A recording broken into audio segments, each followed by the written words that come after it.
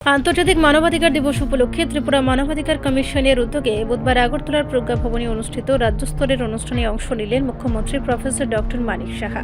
অনুষ্ঠানে উপস্থিত থেকে মুখ্যমন্ত্রী বলেন, মানবাধিকারের সুরক্ষা নিশ্চিত করতে হলে গণতন্ত্রের 4টি স্তম্ভ আইনসভা, প্রশাসন, বিচার বিভাগ ও সংবাদ মাধ্যম আরও শক্তিশালী ও জবাবদিহিমূলক হতে হবে।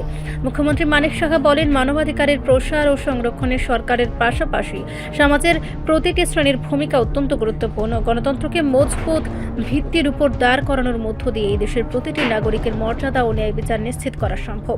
তিনি আরও উল্লেখ করেন, প্রধানমন্ত্রী নরেন্দ্র মোদী দেশের প্রতিটি নাগরিকের অধিকার রক্ষায় সবসময় অঙ্গীকারবদ্ধ।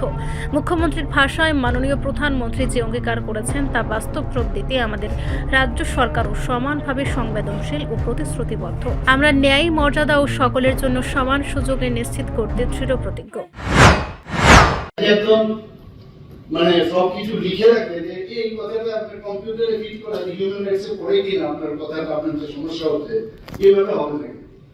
সমাজ জীবনে আমরা জানি যে গণতন্ত্রের 4টে পিলার আমরা এখানে এই হিউম্যান রাইটস যদি আমাদের শক্তিশালী করতে হয় তাহলে লেজিসলেটিভ এবং এক্সিকিউটিভ, জুডিশিয়ারি এবং মিডিয়া বলতে যদিও মিডিয়াকে এটা আইনগতভাবে ওরা মানে না, কিন্তু আমরা এটাকে ধরে ইমপ্লাই যে মিডিয়াও এই চতুর্থ স্তম্ভের মধ্যে একটা গণতন্ত্র। সেই গণতন্ত্রকে অর্থাৎ হিউম্যান রাইটসকে যদি আমাদের প্রোটেকশন করতে হয় তাহলে 4টে কিন্তু শক্তিশালী হওয়া খুব প্রয়োজন। মুখ্যমন্ত্রীর আহ্বান, রাজ্যের প্রতিটি নাগরিক যেন দেশ ও সমাজে মানবতার মূল্যবোধ রক্ষায় এগিয়ে আসে। এদিনের অনুষ্ঠানে মানবাধিকার রক্ষার গুরুত্ব, নারীর সুরক্ষা ও শিশু অধিকার এবং সামগ্রিক ন্যায় বিচার প্রতিষ্ঠার বিভিন্ন দিক নিয়ে আলোচনা হয়। অনুষ্ঠানের শেষে মুখ্যমন্ত্রী মানবাধিকারের পক্ষে রাজ্যের যৌথ অঙ্গীকার পুনরায় ঘোষণা করেন এবং এই মূল্যবোধকে বাস্তবায়নে সকলে একযোগে কাজ করার আহ্বান জানান।